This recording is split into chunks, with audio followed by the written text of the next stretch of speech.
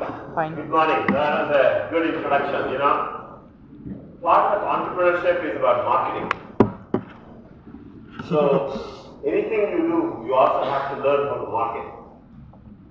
So this, how many of you know Mohandas Pai? Mohandas Pai was a CFO of Infosys. And if you have watched his TV shows, then he gives phenomenal interviews. He's one of those guys who is amazing in numbers, right? Everything is on the top of his head. And he's an incredible India evangelist. He loves to talk about India, he loves to promote India. And one of the things he says about the value of marketing, the difference that happens in the US versus in India. He says, in America, they take a $25 product and sell it at $100 and make the customer feel that they've got a fantastic value. In India, we take a $100 product, we sell it at $25 and still make the customer feel miserable that he paid too much for the product. So that's the fundamental difference of the importance of marketing and importance of showing the value of whatever you do. It doesn't matter, even this class, right? So it just reminded me how Anand, turned the initial, all the opening presentations and then invited, and by the way, this has happened only for the first time, taking a picture at the beginning of the class, right, is a great way to start, and it's a good marketing as well, right, because you can now take this picture, you can post it on LinkedIn, you can post it on Twitter, you can post it whatever you want, and it's the best way to create a fantastic marketing buzz around whatever we do. So just remember this, as we go through the class, you see lots of examples, lots of people who talk about the importance of storytelling and those kind of things. So these are some of the things, right, that we talk about. The other thing I want to say is, in entrepreneurship journey, if I give you the statistics of the number of companies that fail, it's actually pretty depressing. 90 of the 100 companies that are formed end up dying. 90 of the 100 companies that are born end up dying, right? Which is not a good sign. But when we hear about companies in the market, typically they fall into that 10 companies that are succeeding. Okay, so the way I talk about it is by attending a class like this, by participating actively in a class like this, please come. By participating in a class like this, and learning from each other, there is a high possibility that you don't fall into the 90 companies that fail. You have a greater chance to be part of the 10 companies that will succeed. Is that fair? Is that fair? So, for that to happen, an active participation is required. So that's why I kind of miss Anand's son in the class today. He's a young little kid. So, normally, he's the first kid to ask a question. He raises his hand. Anything that he doesn't understand, he raises his hand. He said, "Why are you saying this? What does that mean?" So point is, there is no question that is silly. So don't ever think in your mind that, hey, what would others think if I ask this question? This may be a very silly question. Right? The best example is Anand sir sitting here. I hope you're going to bring him maybe in the next couple of days. Tomorrow we have planned and then overnight. Yeah, but I really loved the way how he was asking. As an innocent kid, the questions he asked were so inspiring because that's what leads to the rest of the class actually asking questions. So let me go through a few slides and then we'll start with the question and answer. So just my own background, my educational background, my startups, and investments. So I'm from Bangalore. I did my masters from Bombay, and pretty much right from the time I graduated and finished my masters, I've been fortunate to be associated only with startup companies. The only company that I worked for, big company, which was just before I started my own company, is a company called Noval, which was almost a 10,000 people company. And within a year and a half, I started to feel this is not a company that I want to work for. And by the way, I'm not going to work for any other company. I'm going to start my own company. Right? I was done with working for a big company, and I was done with working for somebody. Because I always had the dream to start my own company, and working for that Noval gave a fantastic trigger for me to quit. And financially, I had saved enough money, and I had an idea, and I had a great partner. So both of us together, we left our companies, and we started our first company in 1993, which is the Express Communications, which is what Rajat Muna was talking about.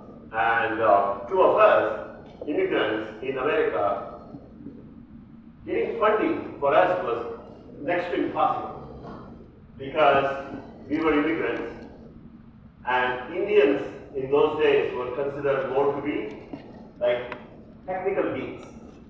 Indians were not supposed to be entrepreneurs. Indians are not supposed to be leaders or managers or CEOs. Okay? It's very different today. And we have some of the world's largest companies led by Indians today. But back in those days, it was not. So there is a lot of headwind that Indian entrepreneurs would face at that time. Because without funding, what do you do? But as an entrepreneur, you just don't stop. So you figure out. So what we did was, we opened up a consulting shop based on a lot of the experience and the background that we had. And we managed to win some fantastic projects, all related to the business that we were trying to get into. We just did not want to do anything and everything. So it was very focused. And the money we saved, we made out of that consulting business is what we poured into the excellence communication part of the business. Until it got to a stage where we were like $3 to $4 million in revenues, and that's when the investors really started to see the interest in investing in our company. So the first investment, even though we started the company end of 1993, the first investment from professional investors actually came only in January of 1996, which is almost like little over 2 years. Is how long it took for investors to see that, hey, these guys are good. They're working on something interesting, right? It's okay to fund these guys. So the point is, as an entrepreneur, you never stop. Everything, you hit a roadblock, you figure out a way to overcome those roadblocks. That's the basic quality of an entrepreneur. Anyway, so I've done a bunch of companies. In starting my own companies as well as investing in a whole bunch of companies. And it's been a phenomenal journey for me. And if you look at both my successes and failures, failure is actually good. Because failure is where you have a lot of scars on your back. Failure is where you learn a lot. Right? Because if everything is successful, you never learn. So it's good to have some failures, and that helps you to learn. And even before I started my own company, I've tried a few others as well. And that would be the story of most entrepreneurs. Most entrepreneurs who have gone through a bit of a journey before they became well known, before their company became successful. You never know what they have actually tried. So, bunch of different types of acquisitions and IPOs as well as losses as well. So all these things have helped me to give back a lot of my learnings to the next generation of the entrepreneurs. So this class, what I have designed, it started off by giving an initial guest lecture at the Wharton School of Business. Way back in 2000, the professor actually called me up to come and share my entrepreneurial journey to the class. And that's what led to creating of a course for Santa Clara University, where I taught for almost like 7 or 8 years. And what is interesting is, even today, people who took my classes, they call me up as they start their entrepreneurial journey, saying that, Professor Jagdeesh, I'm going through the slides that you gave me, and I'm starting a company. I have lots of questions now. Can you meet with me and help me clarify a lot of the questions I have? You know, the sense of satisfaction for an instructor that a student actually starts a company is huge. So the point is, especially for the students, you may not start a company immediately, but a course like this will plant the seed in your minds to start a company maybe 2 years, 3 years after you graduate. Okay? But a lot of the things that you learn today, a lot of the things that you keep on learning, and as you hear more from different speakers over the next so many years, something will trigger you a few years down the road. And when you start the company, you will remember. And how many of you are already entrepreneurs? I know a bunch of you are from outside. So a bunch of you are already entrepreneurs. Very good. And how many are students? Very nice. It's a bigger population of students this time. And how many want to be entrepreneurs? Very nice. Tell me, why do you want to be an entrepreneur?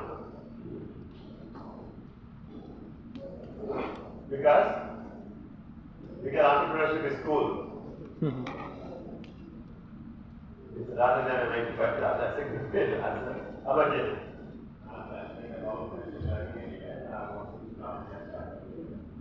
Very nice, very nice. And what about you?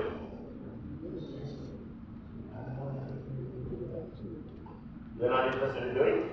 Work for somebody. Very good. Okay. How about you? Can someone else raise their hand? Yes.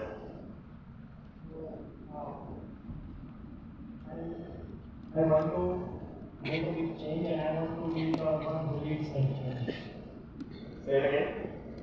I want to do something big, a big impact, and I want to be someone who leads that change. Very good. Excellent, excellent. And you are already an entrepreneur. So, where did you start your company?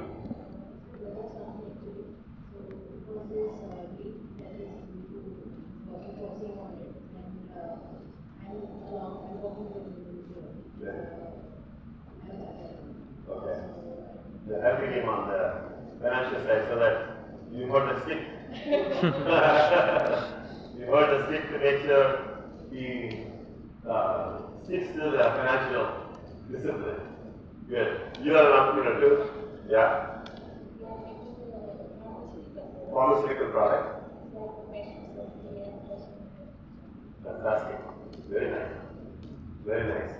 So I like the answers, but you know, one of the things that you should keep in mind this is what I always think. Entrepreneurship is a way to solve a problem. Right? All the rest of the things will happen. Not working for others, cool aspect of it. All of these things are derivatives. But the thing that you should keep in mind is entrepreneurship is not something that everybody can do.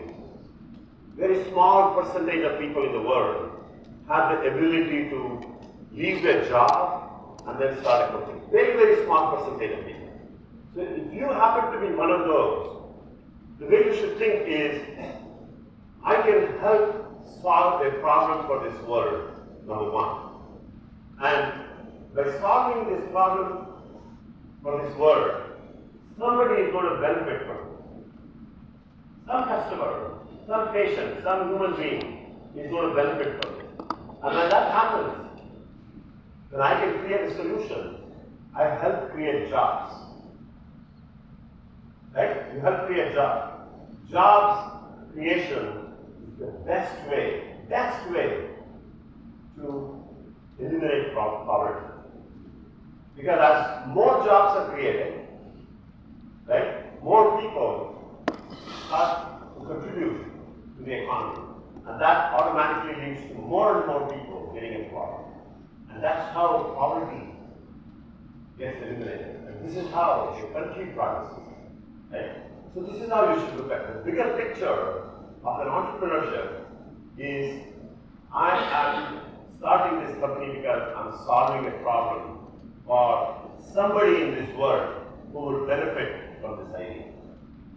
Okay? So think from that and all the rest of the stuff, the benefits, including you financially benefiting from it, is also a derivative of this entrepreneurship. So it doesn't start from, I want to be an entrepreneur because I want to make money. No. The money will come. Money will absolutely come. But that's not the starting point. So our goal should be, how do we create a product or a solution or a service that leads to solving a problem for the world. It doesn't matter whether you are doing a product or a service. You look at Infosys, right? When they started in a house in Jagdeesh in Bangalore, just 2 or 3 of them started that company. They left their whatever previous company they were in. Today they employ close to 500,000 people. How many people they have touched to improve over the last 2 years? How many people have become millionaires? And how many of these people have gone back to contribute back to the society? If you look at Nandan, who was actually one of the founders, early founders along with Narayan Murthy, he is responsible for creating this whole order. He's the one who, that's what led to creation of this UPI, right? And the next thing that he's creating is for this ODC. All these things would revolutionize. Who would have imagined? If you had asked this question 20 years ago, would you have imagined the follow-on from these Infosys guys would have actually created these things? Nobody could have. Everybody, they were all busy creating the company. Mm-hmm. But this is what happens, right, in the long run. And history has proved, irrespective whether you are in the US or India, it doesn't matter where you are. This is how, when you create a company, these are the things that happen. So just think from that perspective, that I want to start a company because I want to solve a problem for the world, for the betterment of the world. So these are a bunch of things we talked about in the class, and like customer acquisition and customer retention. This is actually one of the basic principles that I believe, that if you make a customer happy, you don't just sell the product or a service and run away from that customer. You make the customer happy. When you make the customer happy, what happens? If you are a happy customer, what happens to you? Let's say you buy a Samsung phone. Okay? You buy a Samsung phone and you are happy with that Samsung phone. What do? What's the next thing you do?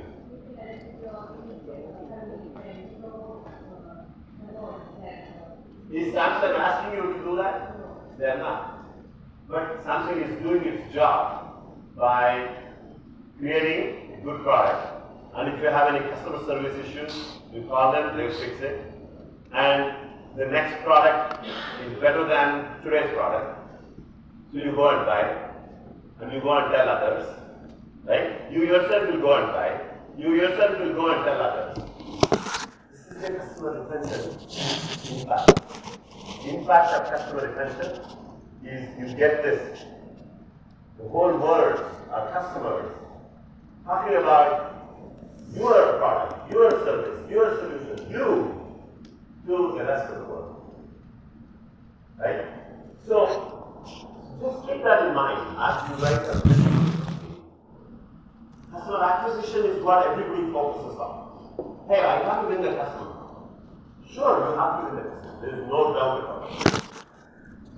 But make sure, as you're winning the customer, you're also putting efforts in retaining the customer. Okay? So, when that happens, then the multiplier effect will start to. So, in fact, when I was running my second company, the metrics that we had was every quarter we have to hit 60% of the revenue from new customers. This is the acquisition part, because customers have to grow. And 40% of the revenue was coming from existing customers. So that's the metric that we have set. I don't want this 40% to be 80%, because then we are not selling. So you have to keep increasing the new customers, and at the same time, the rest of the organization has to ensure that your existing customers are happy. Okay? Any questions so far? Is what I'm saying clear?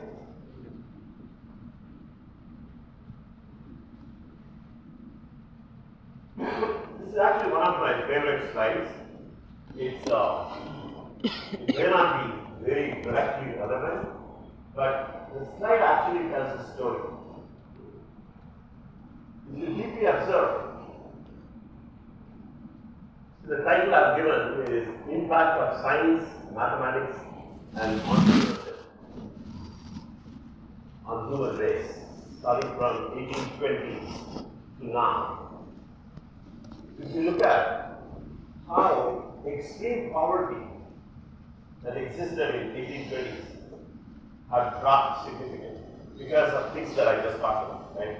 Creation of jobs, creation of wealth, and all of that. Basic education, which is almost non-existent, how that has improved from 1820s to today. Literacy has improved. Democracy, zero. It did not even exist. It was all dictatorship everywhere. How that has improved, right? Vaccination, we have seen because of this COVID as well. Child mortality, children who were dying. I mean, during my own generation, right? A lot of my cousins, in fact, even my own two sisters, passed away because of not having proper medication, not having proper medical treatment. I'm talking about in the 50s. How things have improved compared to back then to today, right? So, the impact of the science, technology, and somebody translating that science into products and solutions and how it has benefited at the biggest level. Okay, so I just wanted to show this. This is a picture you may not even recognize, a lot of the people in this, but the person who is at the center with the waist used to be the founding director of this institute, Professor Sudhir Jain. And he visited Silicon Valley, and today he happens to be the Vice Chancellor of the entire Banaras Hindu University. And all the folks over there, excepting me, they're all from IIT Gandhinagar, Banaras Hindu University. And the man who is next to Professor Jain with that blue colored shirt, he is actually a self-made richest person, self-made richest Indian in the world. His name is Jay Chowdhury. He built a company called Zscaler from ground up, and today it's almost like a $28 billion market cap. They've revolutionized the way how security is offered in the world to the enterprises. So there's a bunch of these successful people, and it happens to be at the company of this Jay Chowdhury, which is Zscaler. So the point I just wanted to say was, you see the plaques at the back? What do you think they are?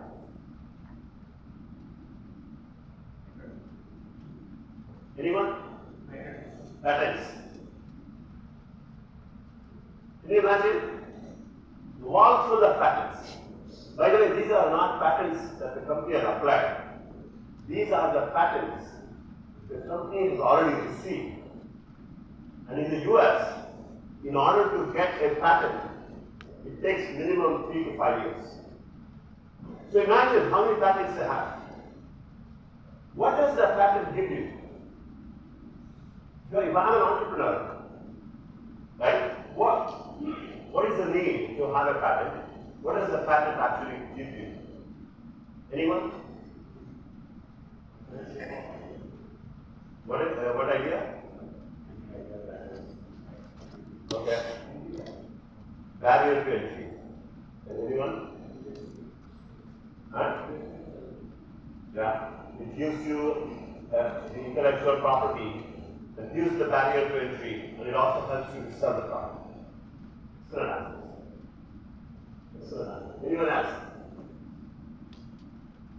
So, as a startup company,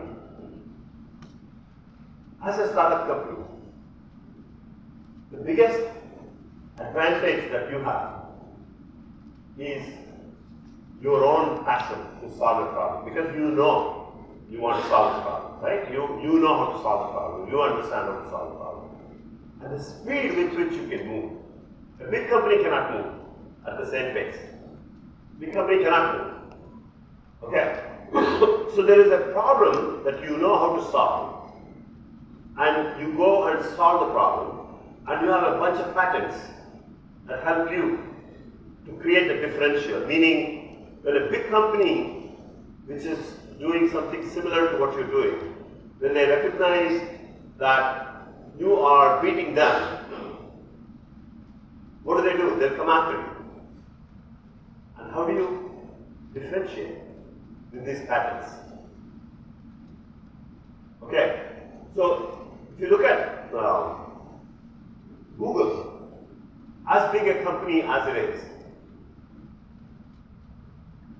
when they got into the mobile phone business,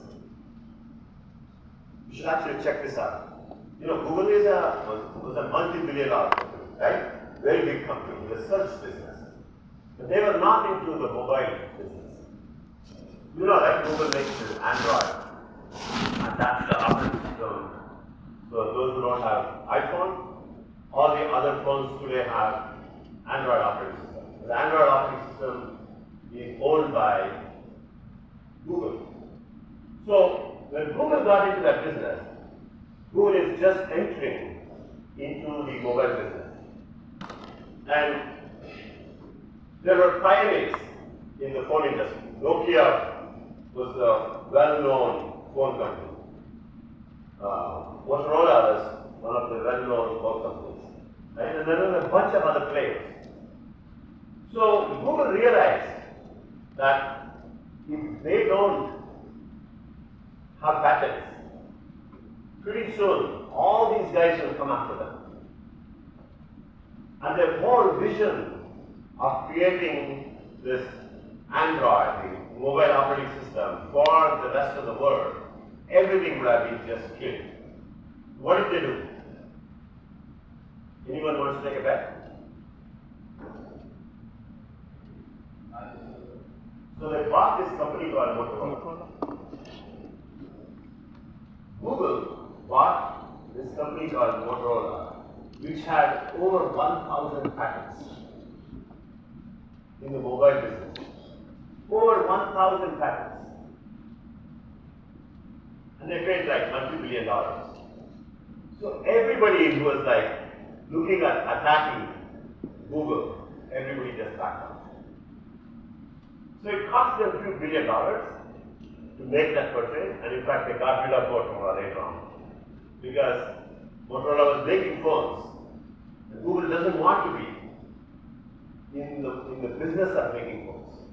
They do make Pixel, but it's more for proving the point that these are the capabilities that a phone can do, and they want others to just adapt it, right? So they got rid of Motorola, but it gave them thousands of patents, and all the telecom companies, all the mobile phone companies, they just back up because when you have that many number of patents, everybody is infringing on others' patents. So patents are more for defense purpose, more than offense purpose. Okay, so it's more for defense. So that means if somebody comes after me, if I have a patent, if somebody has infringed on my patent, I can actually go after them. That's the reason as to why it's important to build your patent portfolio. So I just wanted to show that in this picture. Any questions?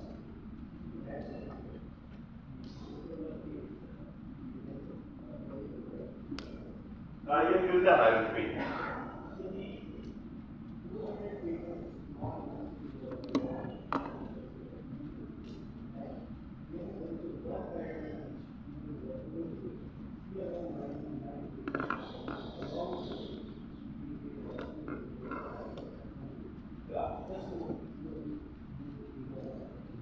It's the main pattern.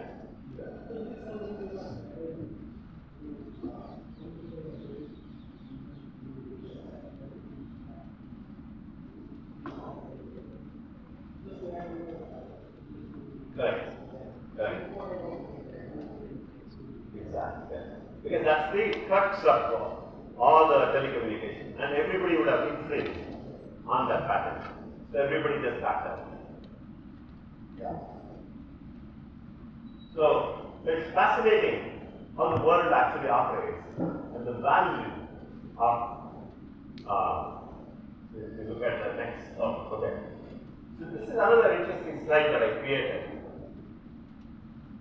and this is a map of Silicon Valley. I hope all of you know Silicon Valley, right? Silicon Valley is not a place. It's not a city by itself. It is a group of small towns near San Francisco. And it's about 35 miles by 15 miles in radius. So the point I'm trying to make here is, if you look at the names of companies which you all know, most of these companies, and then you see the revenues, if you add up all the revenues, annual revenue, is somewhere around $1.3 to $1.5 trillion depending on the day, and then the market cap is again about a little over $8 trillion, which is, by the way, greater than the Indian, more than almost like 3x of the Indian GDP. But you know, what makes that kind of revenue and what makes that kind of market cap? And by the way, every one of the companies started by one or two people. Every one of the companies. And every one of the companies were on the verge of shutting down at some point because of various challenges. Not able to raise money, not able to bring the product to the market on time, not able to succeed in the initial customer traction, right? Whatever, right? Somehow they managed to survive, like the example that I gave for my own company. Somehow they figured out how to survive, how to raise the money, and once it clicked, then it just took off. So that's what this is. And hear from you, right, why there is this kind of market cap and the revenue. Just in these 10 companies, I've only taken 10 companies. There are 50 other companies which are over $1 billion in revenue with a market cap of 50 billion plus. I've not even taken that into consideration. So, what makes you think these companies can command the kind of market cap and revenues? Huh? Lot of people. The problem they have solved is faced by lots of people. Okay, very nice. At least it's a bigger global problem. The size of the problem is so massive that a lot of people in the world would want a solution like that. Next one. Yes.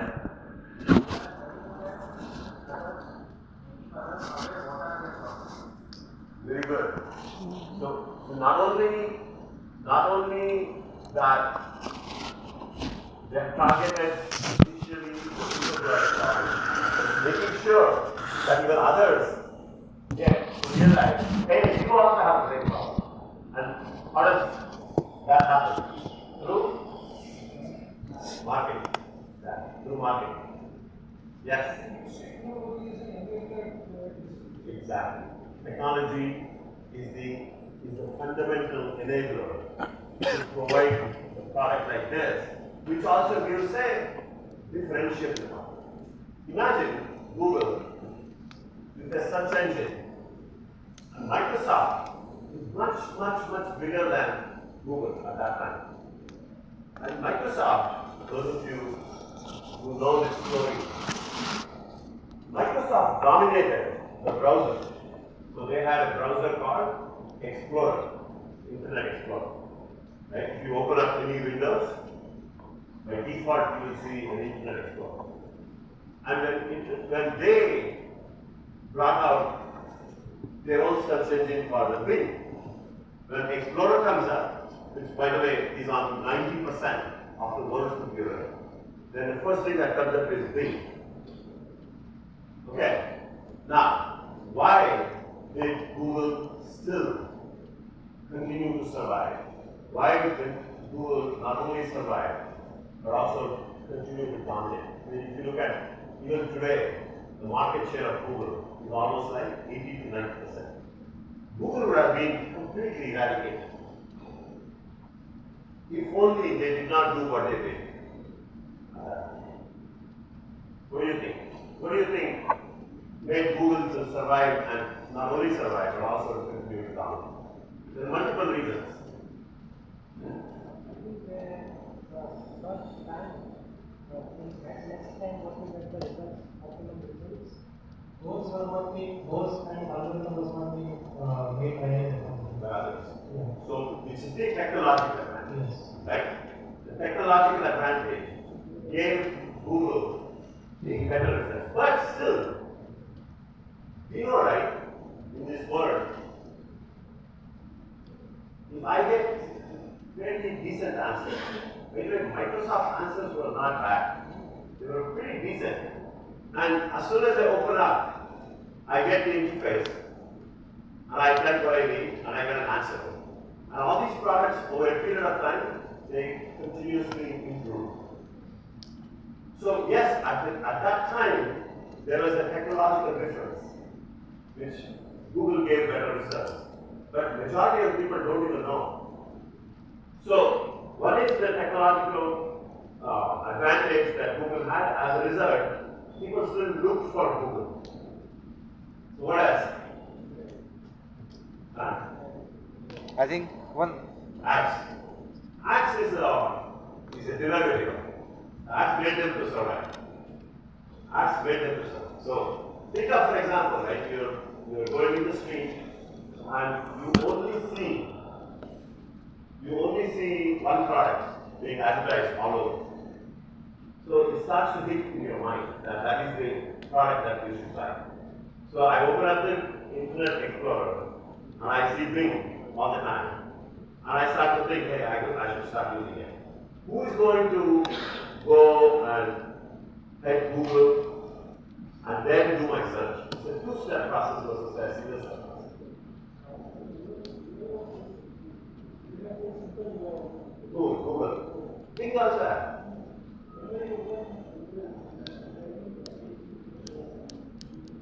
If you open, that's what I'm saying. Even in Explorer, when you open like an Explorer, it shows Bing with a block for you to type what you're searching for.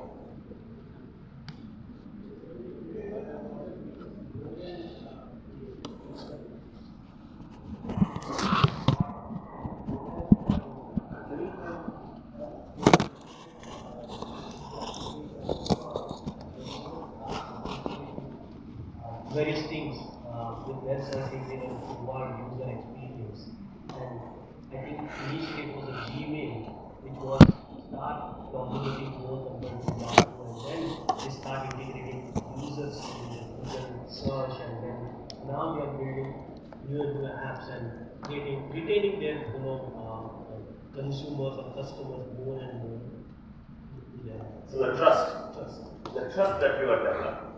Because I know you get, but all those things are valid, and for that it requires a two-step process. There is one magical thing that Google did, which is I'm going to explain. I'm sure most of you may not be aware of it, but I'll explain that. And I'll tell you why it's important.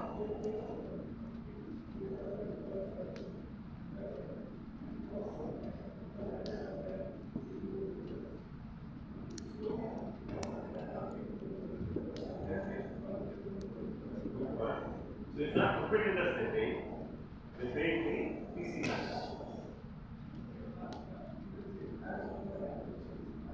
Yeah. So they paid very good. They paid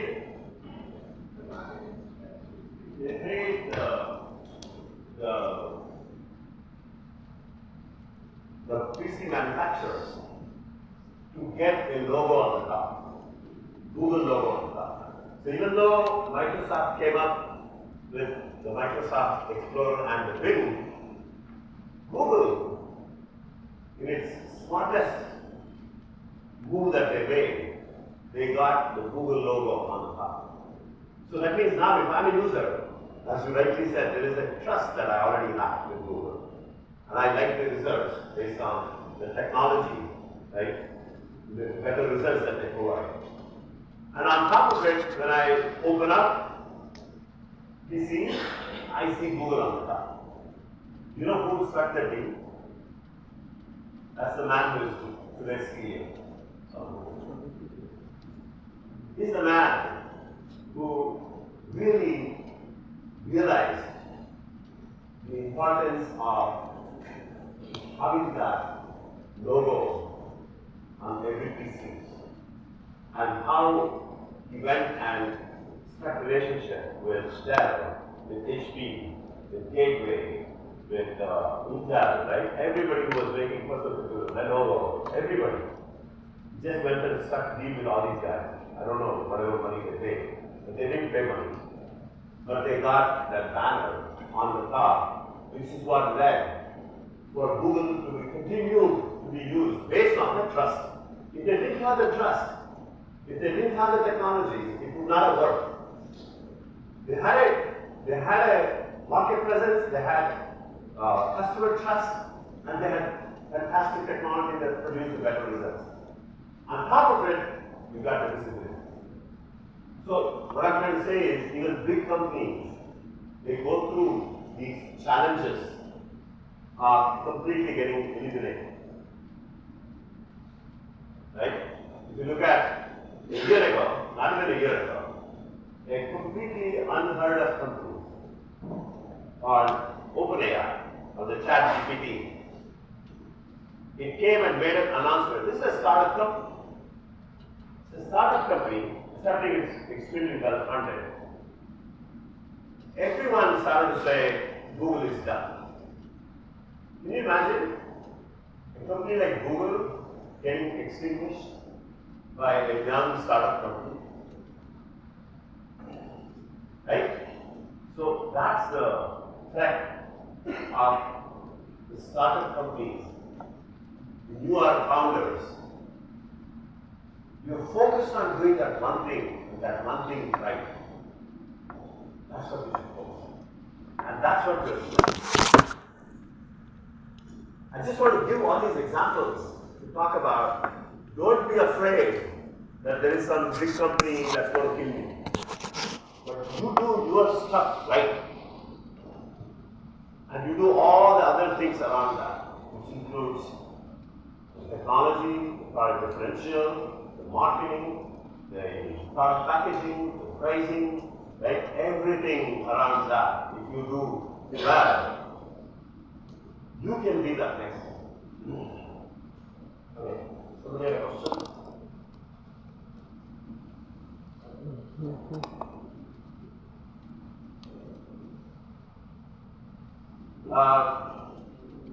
This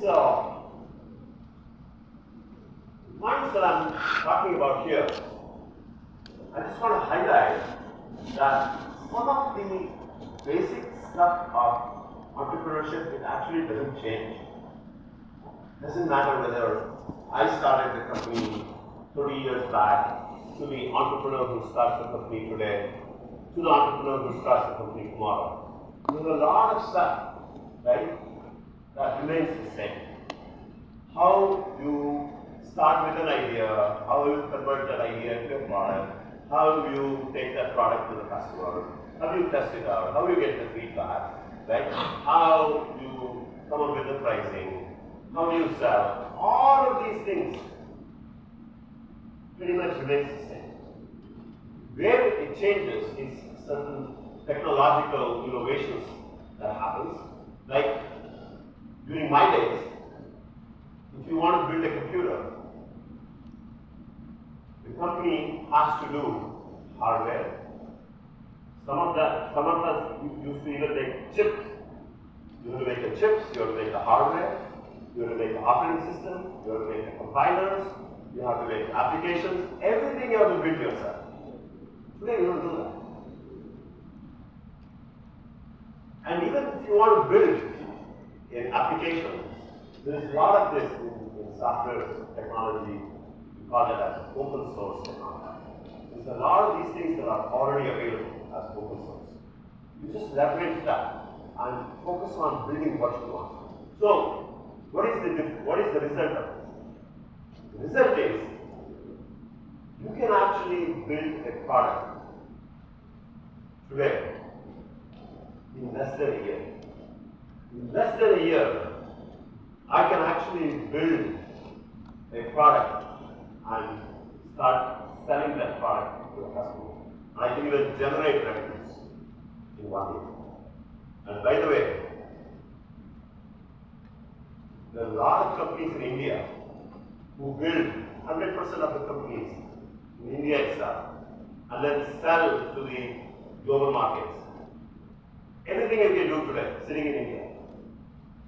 And with the founder once in a while coming to the US and touching the customers. Of course, it requires a lot of hard work.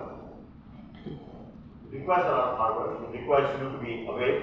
I have a founder who is almost like $1 billion in revenue. Customers don't even know that this guy is 100% based out of India.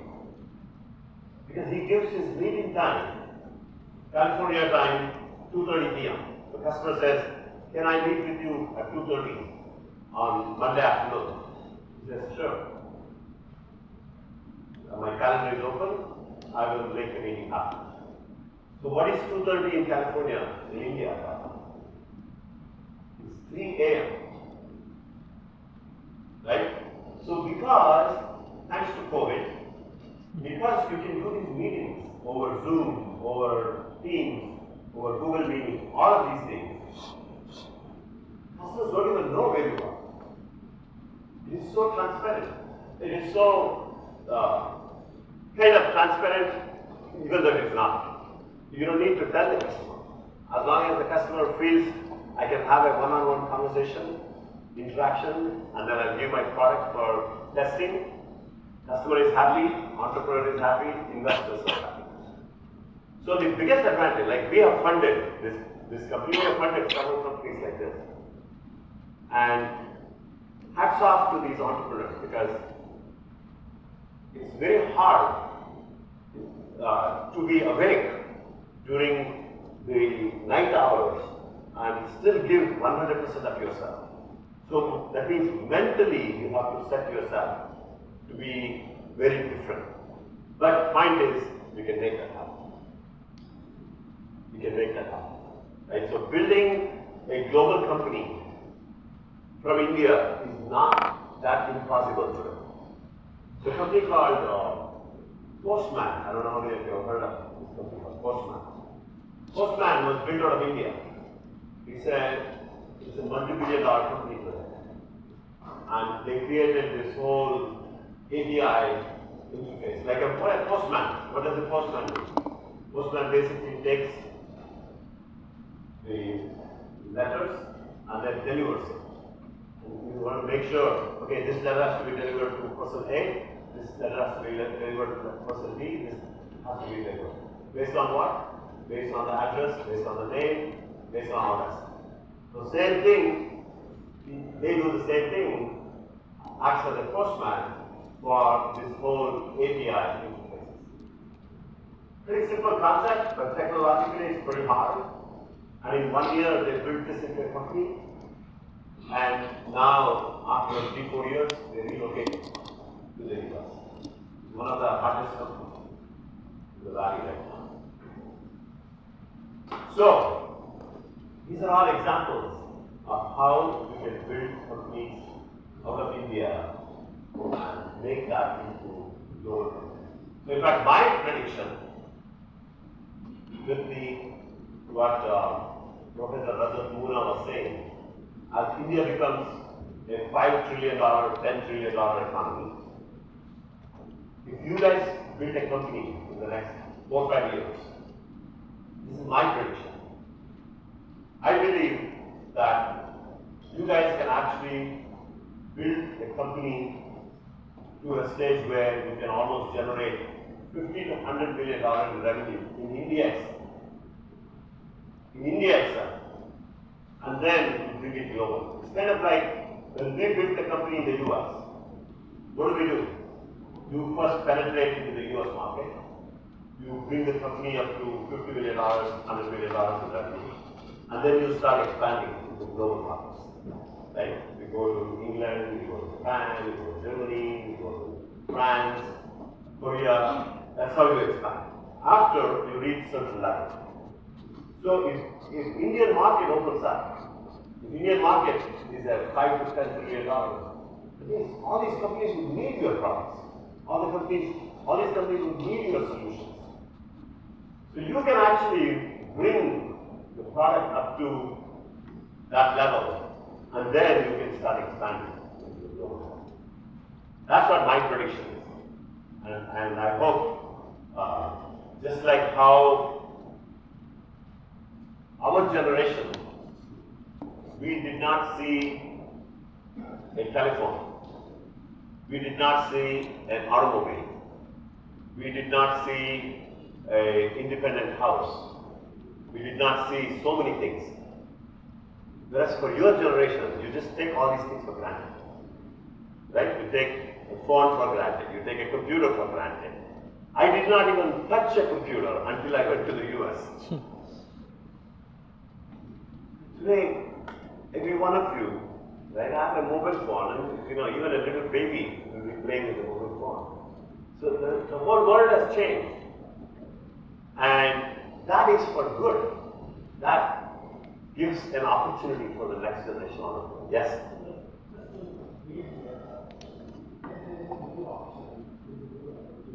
Correct.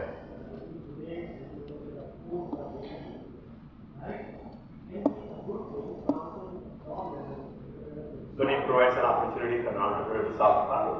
Exactly. In fact, we have a company here in the IIT Gandhinagar campus, headed by this amazing entrepreneur called Manish Jain. And the name of the company is called Center for Creative Learning. for Center for Creative Learning. And what he has done, I hope they will all get an opportunity to see. Yeah. So it's really amazing. And in fact, he started off just with an idea. So 3-4 years ago, I've been watching him every time I come here, thinking around, because he really wants to solve this problem for the next generation children who are hooked on to these phones. And it is not good. So he has come up with all these tinkling, easy to play around, easy to do experiments, all mechanical things. And he has sold to thousands of schools across India. Am I right? Thousands of schools. And lakhs of students are using the product. So to go back to the point you made, right? One thing brings the convenience, but it also brings challenges. That's what leads to. In fact, the simplest example that I like to give is, in India we don't use the carpets in the house as much, although I'm starting to see more and more people using the carpet. So, carpet, once you install, what is the next thing you want to buy? Vacuum cleaner. You want to buy a vacuum cleaner. So when you buy a vacuum cleaner, what is the next thing you want to buy? All the accessories associated with the vacuum cleaner, right? So how deploying this one thing lead to opportunities for solving the other problems that get created with it. This is how market actually runs. Yeah. So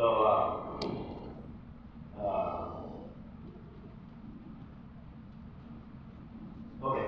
So I want to go through this, and then I'll play a video, and then we'll go and we'll take a break after.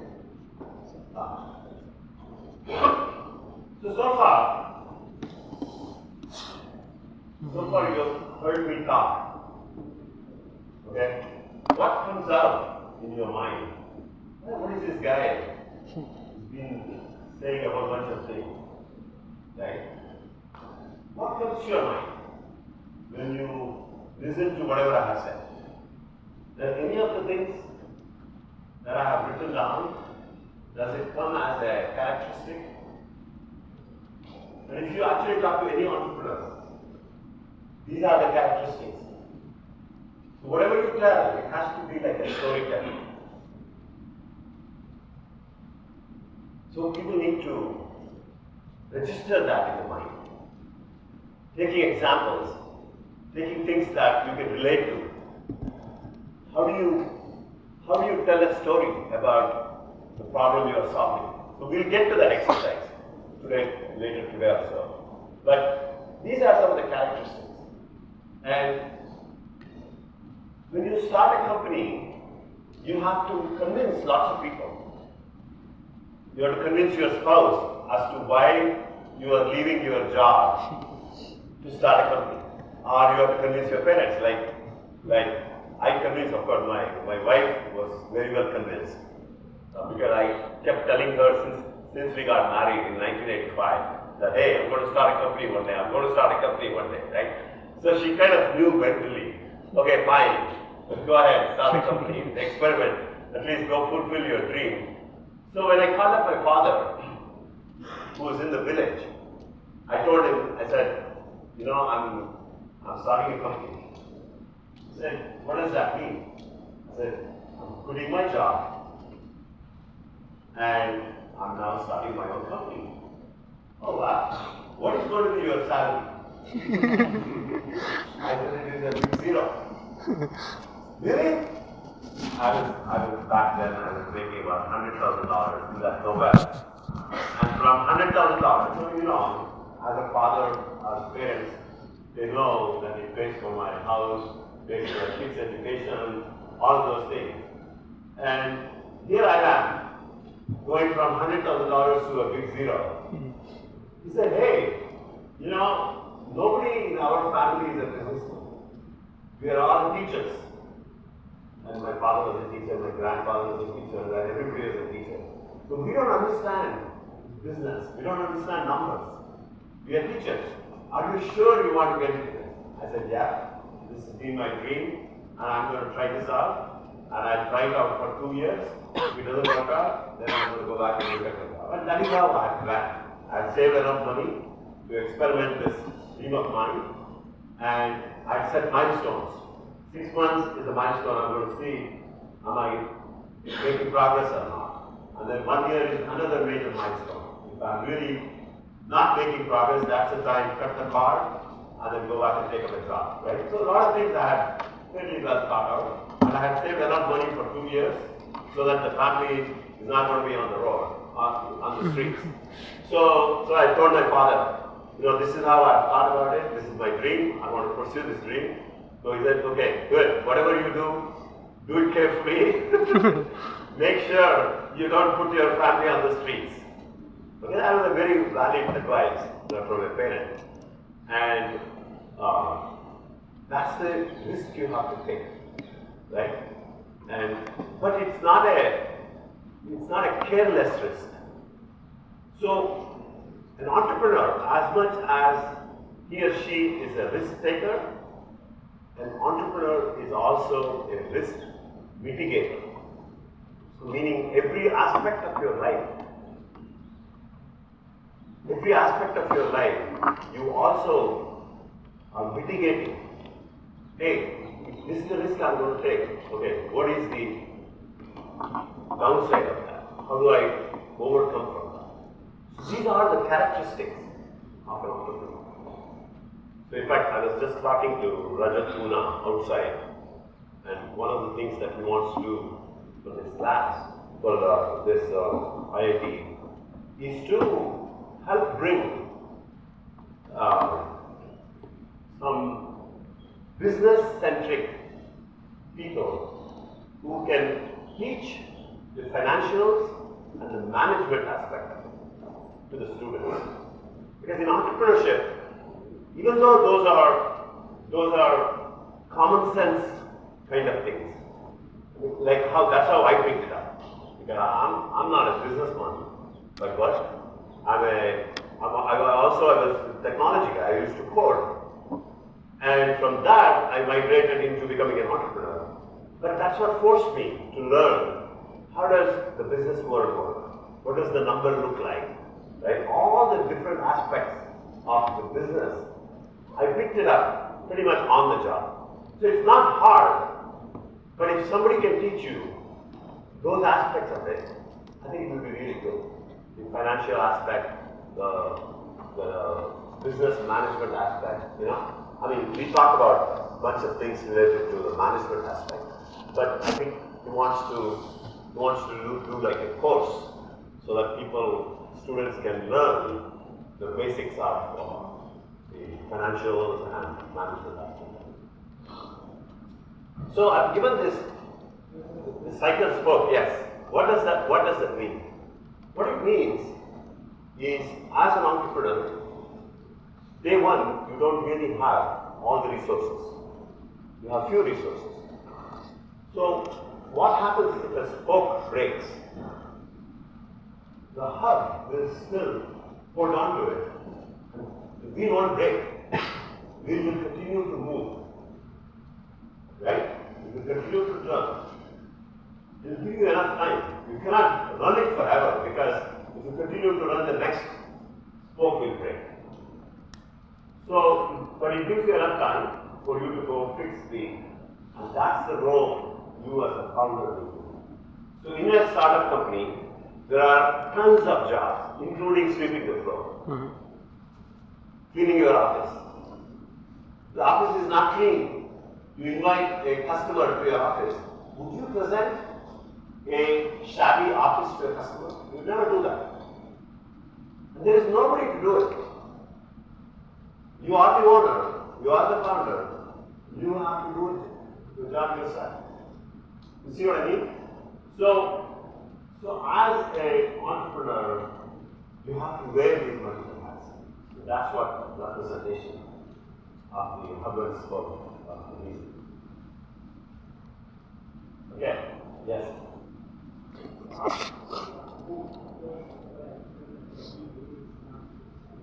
Yes.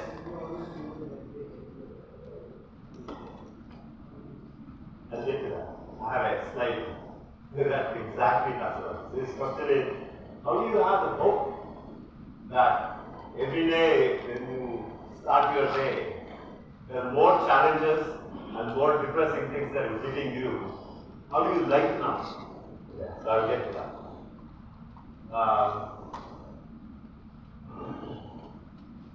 So we sort of talked about some of these things, and if you break down the entrepreneurial journey, at the highest risk is the science risk. If you are solving, say for example, a pharmaceutical, right? If you are solving a drug for a particular problem, it actually starts with science. First you have to figure out what is the molecule that can solve this particular disease. And there are tons of molecules that exist in this world. And from that tons of molecules, you have to come down, nail it down to one or two molecules that specifically solves the problem. So that's a science. Okay. And that's why I said the pharmaceutical company, even a Tesla, had to come up with a lot of science to overcome the battery-related challenges. Because the whole turning a lithium-ion battery into something that can drive an automobile, and it was a huge science issue. Because I'm sure you must have read in the early days of Tesla, when it comes into an accident, it used to catch fire. Right? So the entrepreneur did not actually just accept the negative news that used to hit in the newspapers. You know what he said? He basically said, he gave the statistics. He said, the number of people who died because of road accidents, where collision happens, and because of the collision, regular cars catching fire, which is exactly the same problem that he was explaining, right? He nailed it down and he gave the statistics that the number of people who die today because of collision is this many. And mine, I've already sold 200,000 cars and there is one accident. Why are you guys making a big deal of it? I'll fix it. I'm not denying the problem. But don't make it look like my whole car just explodes on it. So that's how, so this is a trait of the entrepreneur. How you have to, otherwise if you get scared, when somebody questions you on these things, then you just lose your confidence. So you have to counter with facts and figures to go and tell that, look guys, look at the bigger picture. So then comes the technology risk. And this is where a lot of the technology companies, that's the first risk they face. Right? The technology risk and the product risk, meaning can I translate that technology into a product that actually works, that solves the problem? And from the product risk is the market risk, meaning is my product actually solving the problem for the customer the way I want it to be? Whatever that I hypothesize, am I doing it? Okay? And then that's the market risk. So if you don't give the value to the customer, market will not accept your product. And then after the market risk, then comes the execution risk. What is execution? Execution is making the product reliable, making the product scalable, and selling, which includes marketing as well. So this is execution. This is what helps to scale from some small revenues to the next phase of the growth is the execution. And then scale to massive growth. So these are the risks. that typically a journey of an entrepreneur wants to go through.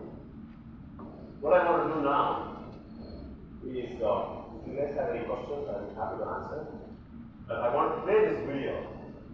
This is an interview of the CEO of NVIDIA. NVIDIA is one of the hottest companies. I don't know if any of you have heard of this company. It's a chip semiconductor company. There is not a single semiconductor company that has become $1 trillion in market cap. There's not a single, including Intel. Even at its peak, an Intel market cap was about $300 billion. NVIDIA broke the barriers, became the first $1 trillion market cap company. And it's a talk of the town. Why? Because all these years of the struggle that they went through, and finally the market has opened up, which is the whole artificial intelligence market. And as we all know, right, every part of human life is going to be impacted through this whole artificial intelligence, and they are the centerpiece of that. Mainly because why? Because they have a product called GPU, which is a mathematical processor, and you can do matrix multiplication, division, addition, subtraction, whatever that is, which is what is required. When you have zillion combinations, how do you instantly create a multiplier based on the matrix and get the results? And that's what the AI actually does. So, how can we play this? You can cut and paste on it. And as the video is going through, it's not just a video for the sake of video. As the video is going through, I'm going to stop. And I want you to pay attention to a few of the things that he tells the interviewer. Which goes back to many of the things that I've said, right? Which is the traits of an entrepreneur. So you will see some of those characteristics.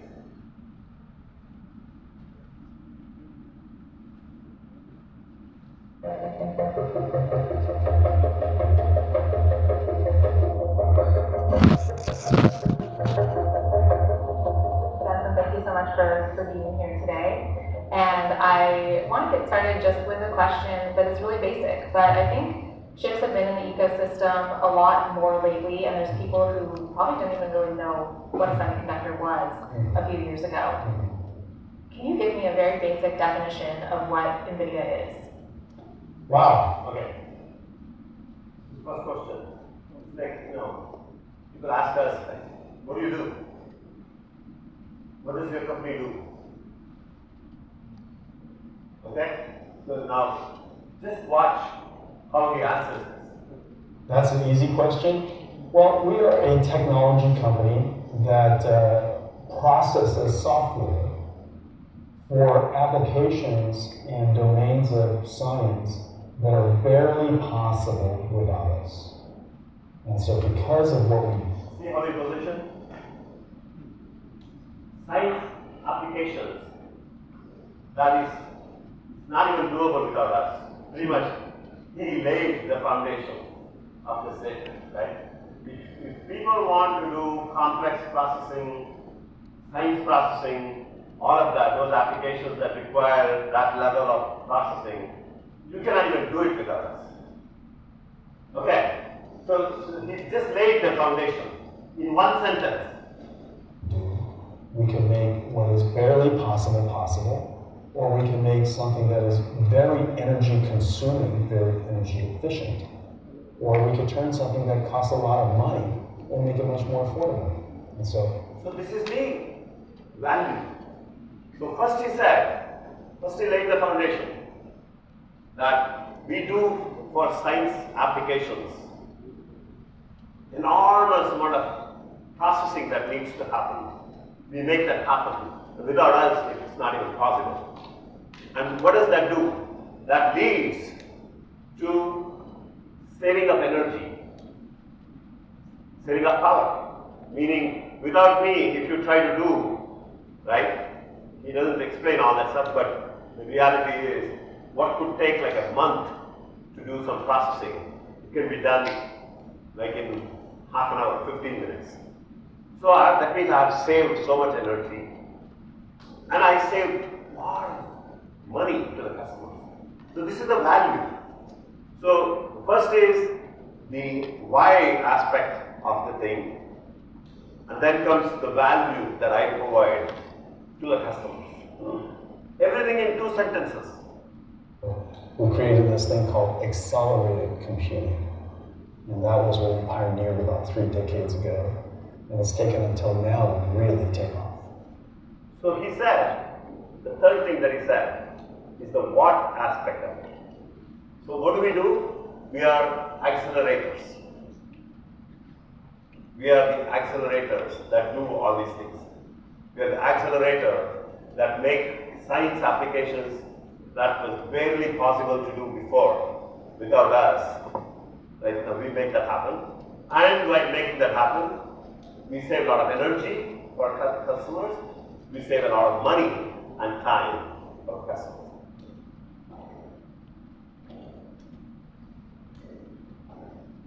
In the early days at Denny's with Chris and Curtis, the dream was probably simpler. Can you explain what your first dream was, what the vision was, even though now it's come so far to be this accelerated computing company? Well, at the time, if you go back 30 years, at the time the PC revolution was just starting. The microprocessor was starting to take off. The CPU was starting to take off. And there was quite a bit of debate about what is the future of computing and how should software be run. And there was a large camp, and rightfully so, that believed that CPU or general purpose software was the best way to go. And it was the best way to go for a long time. We felt, however, that there was a class of applications that would be possible without acceleration. And so now this is the entrepreneur's hypothesis. He could have just said, if he were to be an engineer working for some company, he could have basically said, this is how the world is going to be. An entrepreneur comes and says, no, this is not how the world has to be. And I think the new world is a different world where I can create this product. This is what goes on in every entrepreneur's mind. I can be just what, this is why I was telling you earlier, the number of entrepreneurs who can even think like that is a very tiny percentage of people. Because most people will say, hey, I've got a job, let somebody make the decision, I'm just going to tag along, I do my work, right? That's what I do. An entrepreneur is not. He sees a problem. And when the entrepreneur sees the problem, you start thinking, how is this possible? Solve the problem. or you couldn't make it affordable enough for everybody to enjoy without acceleration. And so we started this accelerator company, this accelerated computing company, to solve those problems. In the beginning, there weren't that many applications for it, frankly. And we smartly chose one particular combination that was a home run. It was computer graphics, and we applied it to video games. And that combination. So this point here is they created this graphics processor. And all of us as entrepreneurs, when we create a problem, who is my first customer? So we'll talk more in detail about this whole concept of who is my early adopter. So they saw early adopter BV video game folks. The folks who are making video games, because how many of you have played video games? Many of you, right? So what does the video game require? In order for you to really feel and appreciate and enjoy the game, what are the qualities that you need? Graphics. High-end graphics and real-time and real-time response. If you give high-end graphics and as I'm moving, if the character is not moving or the vehicle is not moving in real time, you lose the intensity of the game, right? So graphics have to be good, and real-time speed has to be good. So that's where, which requires there's tremendous amount of graphics processing that needs to happen, and that's why they found the early Turned out to have market. been a giant industry, and now video games is the largest industry in the world, the largest entertainment industry in the world. And it drove our technology for 3 decades, because making video games more and more realistic, making it available to more people, took a long time, and we're still in that journey. Do you think it's the same product that ran for 30 years? Not. Why? Because, number one, the market demand continues to increase, and Intel was not sitting idle. Intel is also improving their processing power. So the first generation of what NVIDIA does is built into the Intel, meaning I can just use an Intel processor. It's just the same as what NVIDIA first generation did. So NVIDIA has to continuously push the edge. Sort of like what Google did. So you see the pattern here? Right? Continuous innovation and continuous improvement in your product. Don't sit on the laurels of your success of the past and say, I'm the king. Everybody's going to come to me. It won't happen. So I will start this. It's actually one of the best interviews that I've seen. That's why I thought, Over $1 billion games. even though it's a big company, we went through a lot of struggles. By the way, they happen to be. It's going to be the largest by far entertainment industry. They were one of our largest customers, and our office used to be. There is a street, a fairly big 4-lane street with a traffic light. We were on this side, and they were on that side, and they became our customers. And back in those days, in order to go visit the customer, I used to go with my sales guys and my technical guys, directly crossing the street to go from this side to the NVIDIA offices to go and talk about our product. So eventually they became our customer, and eventually the buildings that we were in, and of course there were 20 other companies in that whole complex, and they bought that whole complex. And today they have built a massive octopus kind of 2 buildings. That entire whatever 15 acres or 20 acres, they've taken over the whole thing and they've turned that into an iconic kind of a building.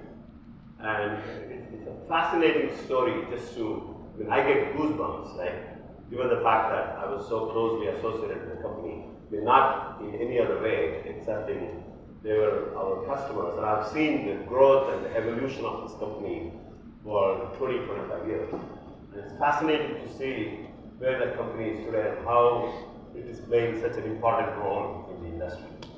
Okay, so I will give you guys the URL. You should take the time to listen. It's not a big interview. It's about 20 minutes or 45 minutes kind of an interview. Watch this repeatedly and look at the storytelling aspect of it, the messaging aspect of it, right?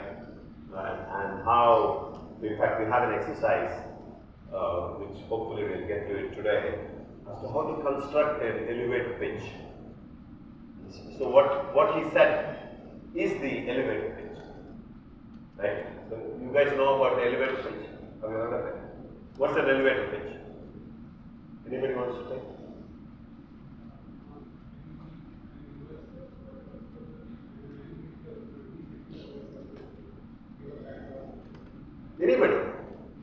Anybody as a matter of fact that you bump into.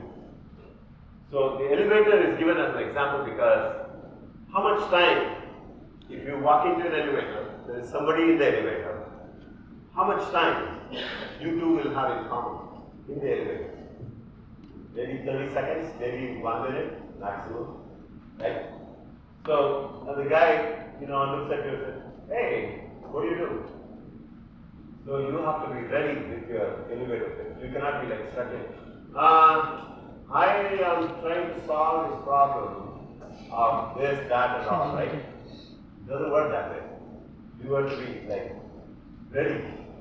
In 10 seconds, you should tell what differentiates you, what is the problem you are solving, who your customers are.